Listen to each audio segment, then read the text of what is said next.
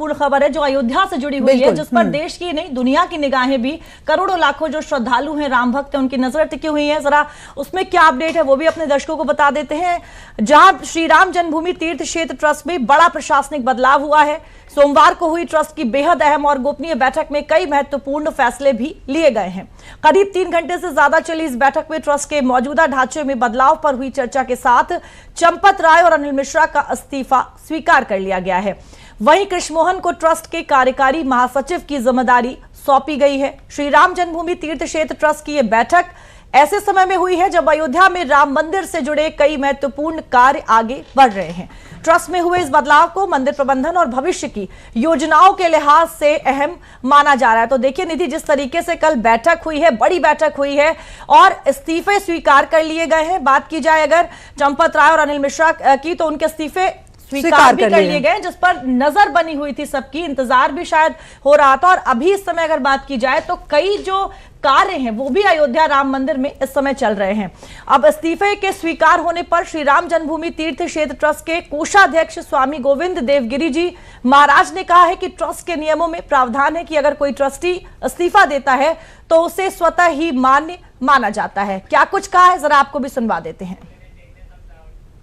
पूर्ण कोरम बड़ा अच्छा रहा। यह अत्यंत महत्वपूर्ण बैठक पूरे कोरम के साथ सबको साथ लेकर के और दीर्घकाल चली और संपन्न हुई। भगवान श्री राम लला का मंदिर 500 वर्षों के अत्यंत बड़े संघर्ष के पश्चात, अनगिनत बलिदानों के पश्चात बना। इसके लिए लोगों ने अपने प्राणों की परवाह नहीं की, अपने करियर की परवाह नहीं की, परिवारों की परवाह नहीं की। और उस मंदिर के बनने के पश्चात यह जो यहाँ पर चढ़ावा चोरी का कांड हुंडी के दान पात्रों के क्षेत्र में गिनती के समय हुआ है, यह हम सब लोगों के लिए अत्यंत लज्जाजनक स्थिति है।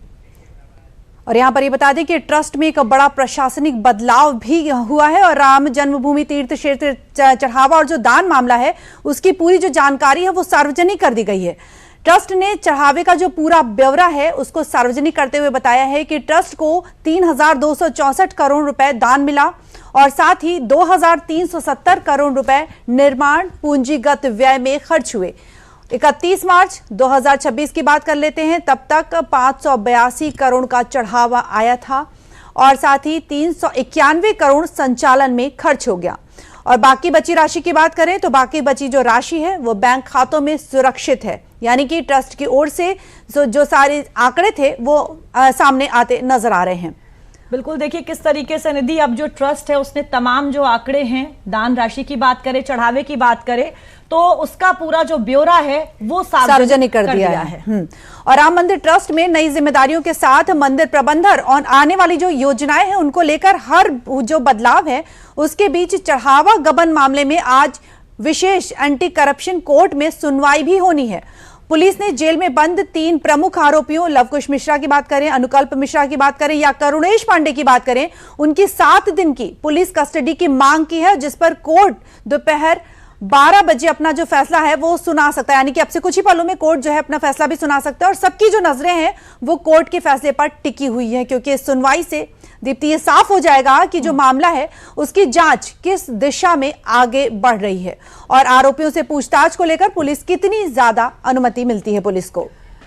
बिल्कुल, और निधि आपको बता दें कि इस खबर पे हम अधिक जानकारी के लिए हमारे साथ हमारे सहयोगी अभिषेक मणि त्रिपाठी हमारे साथ जुड़ रहे हैं। अभिषेक, अगर बात की जाए राम मंदिर चढ़ावा चोरी मामले की, तो आज कोर्ट में, एंटी करप्शन कोर्ट में सुनवाई होनी है, कई कयास लगाए जा रहे हैं, क्या अपडेट है आपके पास अभिषेक? जी बिल्कुल, देखिए अगर बात करें तो शुरुआत से अगर देखा जाए दीप्ति, तो लगातार जिस तरह से एसआईटी ने अपने 150 पन्ने की जो जांच रिपोर्ट दी है उसमें कहीं ना कहीं लोग साफ दोषी पाए गए, जिसके बाद से इन्हें अरेस्ट किया गया और कोर्ट में पेश किया गया है। अब ये 7 दिन का रिमांड लेकर आगे की जो कार्रवाई की जाएगी, क्योंकि अभी पूरी तरह वसूली हो नहीं पाई है कि कितना पैसा कहाँ गया, इसमें लगातार ये दोषी पाए जा रहे हैं। इसके बाद इन्हें कोर्ट से रिमांड ली जाएगी, रिमांड में आगे की पूछताछ होगी। बहरहाल अगर अब तक की अपडेट की बात करें तो कल एक बड़ी बैठक हुई, उसके बाद से जो है कोषाध्यक्ष जो है गिरी महाराज जो है उन्होंने एक बड़ी बैठक करी, उसके बाद से प्रेस कॉन्फ्रेंस की जिसमें उन्होंने साफ बताया कि क्या क्या चीजें हैं जो सुरक्षित हैं। लगभग 250 ऐसी चीजें हैं जो बड़ी कीमती बेकीमती चीजें हैं जो मंदिर में चढ़ावा की गई थी, वो भी सुरक्षित हैं, जिनको उन्होंने बोला कि जो इसको देखने के योग्य है, जो इस पे आधिकारिक रूप से पुष्टि होता है वो आकर देख ले कि वो सब चीजें सुरक्षित हैं। कहीं ना कहीं उन्होंने ये भी साफ निर्देश दिया कि कहीं ना कहीं पूरे देश भर में और देश दुनिया में इस चोरी को लेकर जो है हिंदू समाज को जो है एक आरोपी बनाया जा रहा है, चाहे तरफ से दोस्तों, उसका भी उन्होंने खंडन किया कि जो भी दोषी होगा उस पर लगातार कार्रवाई होगी।